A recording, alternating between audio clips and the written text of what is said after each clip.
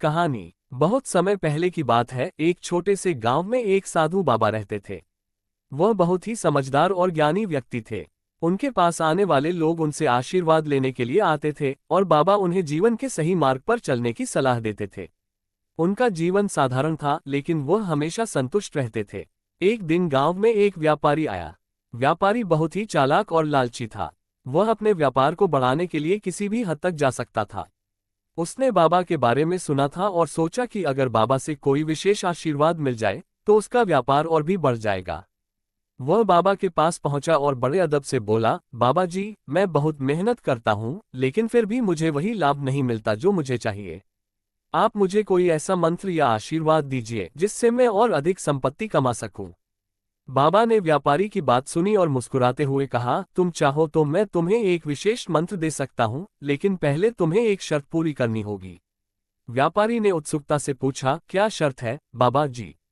बाबा ने कहा, तुम्हें अगले 7 दिन तक सिर्फ और सिर्फ अपने कार्य में ईमानदारी और संतुष्टि से काम करना होगा। अगर तुम ऐसा कर सको तो मैं तुम्हें वह मंत्र दूंगा। व्यापारी ने बिना किसी हिचकिचाहट के कहा, बाबा, मैं ये शर्त पूरी करूंगा। अगले 7 दिन व्यापारी ने बाबा की शर्त के अनुसार काम किया। वह दिन रात ईमानदारी से अपने व्यापार में लगा रहा, बिना किसी लालच के। उसे जो भी मुनाफा होता वह संतुष्ट हो जाता और उसे किसी चीज की कोई कमी नहीं महसूस होती। 7 दिन बाद व्यापारी वापस बाबा के पास गया। बाबा ने उसे देखा और पूछा, क्या तुमने शर्त पूरी की? व्यापारी ने उत्तर दिया, हाँ बाबा जी, मैंने पूरी ईमानदारी से काम किया। मुझे कोई शिकायत नहीं है। अब कृपया वह मंत्र मुझे दे दीजिए। बाबा ने व्यापारी की बात सुनी और फिर कहा, तुमने सही काम किया, लेकिन मैं तुम्हें वह मंत्र नहीं दूंगा। तुम्हें वह मंत्र चाहिए था जो तुम्हें और ज्यादा संपत्ति दिलाए, लेकिन तुम्हारी असल समस्या तुम्हारे अंदर है, तुम्हारा लालच।